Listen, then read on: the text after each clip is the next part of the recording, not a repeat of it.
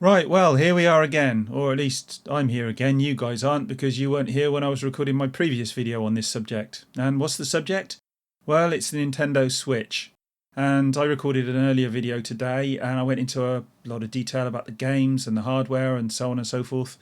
And then I went away and I thought, you know what, I don't really want to go into that detail. I just want to talk about how I feel about it and what I think's going to happen. So here I am.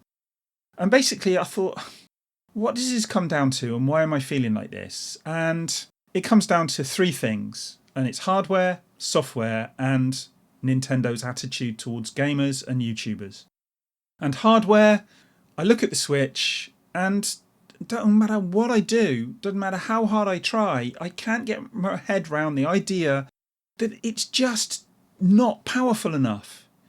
It's just not going to compete with the Xbox One or the PlayStation 4. And I don't care that Nintendo say they're not trying to compete with the Xbox One and the PlayStation 4. Of course they are. They're in the same bloody market. It doesn't matter that they've got all these new gimmicks and so on and so forth that they're going to be using with the console. The fact is they're in a market where they have to compete with their competitors, because if they don't, they're dead in the water. If you look at what they gave us at the conference, what they gave us were these Joi Cons, which are basically, well, the fact they clip on and off the tablet. Nice idea. I've got no problem with that. But then you look at them and you look at them more closely, and then you get the game Arms, and you look at Nintendo and you think, actually, what are they trying to do here? And it seems to me that what they're trying to do is they're trying to recreate the Wii, and they're trying to recreate that atmosphere around the Wii. This idea that you've got this controller that you can use and wave about, and there was an awful lot of jumping around on stage and waving around of arms, and an awful lot of talking about the Joi Cons, or, whatever they're calling them. But was there any real power? Was there any real grunt? Was there anything really to write home about?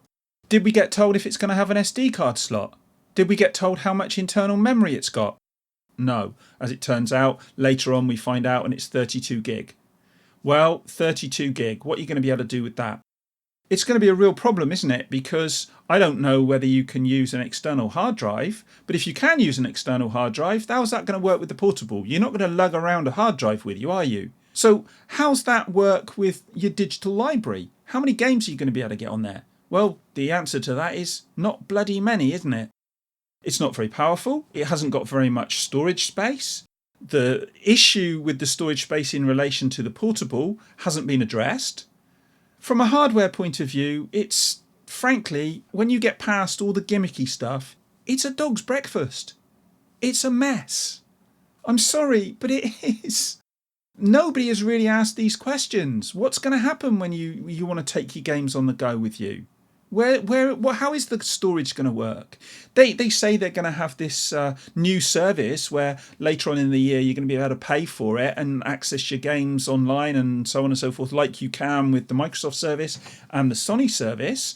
But we don't actually know what they're offering, do we? And there is going to be this issue between the docked version of the games and the portable version of the games.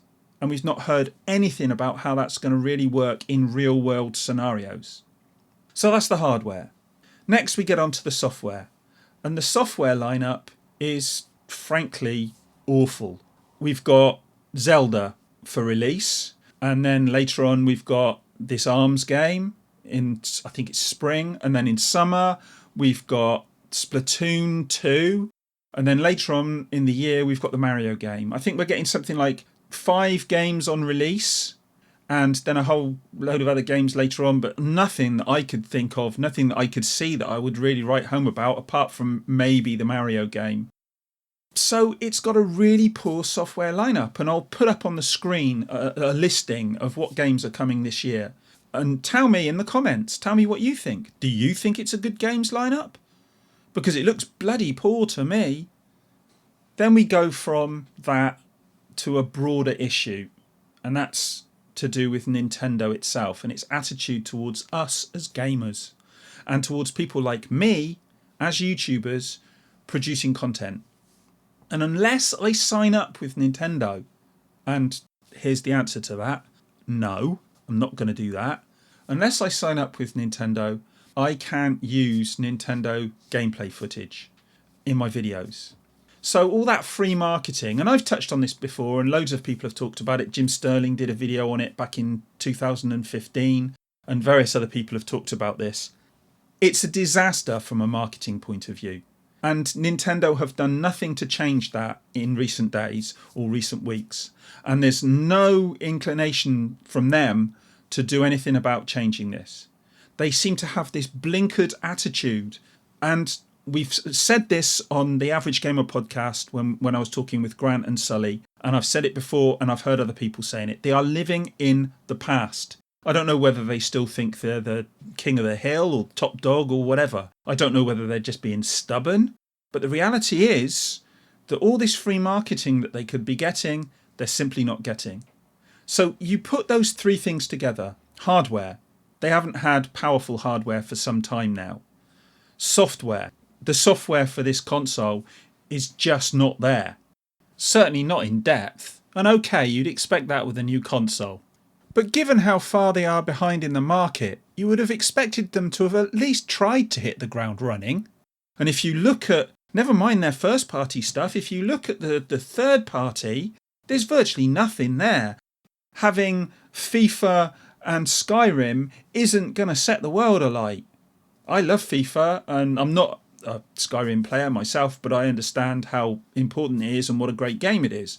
But even so, that's not enough. And, you know, the console's certainly not going to be running things like Dishonored 2 or, you know, Fallout, stuff like that. It's just not going to have the grunt to run them. So forget third party. I don't care what anyone says. Just forget about it. There'll be the odd game here and there and then it'll die. And I've said this before. So you put those three things together. Hardware, software, or poor hardware, no software, and their attitude. And there's only one conclusion I can come to, and that's this. This console is dead in the water. It's a stillborn.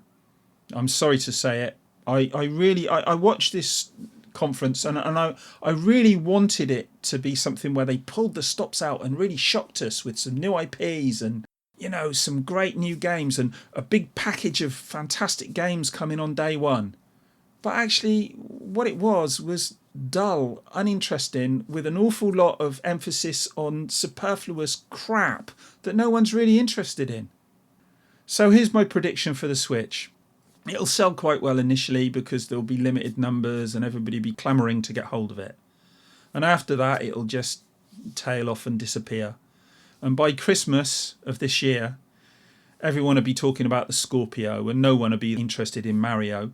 So unfortunately, hate to say it, I've put in a pre-order for this console, but I think I'm going to be one of the few people who will have one in the long term, and I don't think I'll be playing very many games on it, simply because they're not there.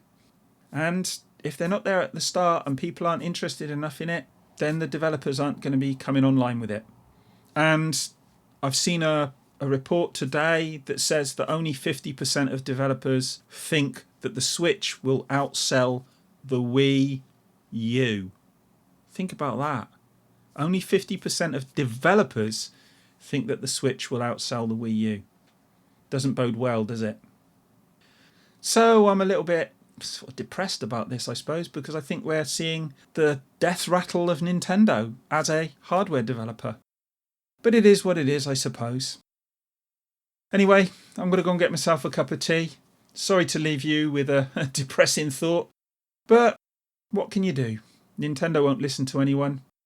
So we're just going to have to let them do their own thing and wait and see what happens, I suppose.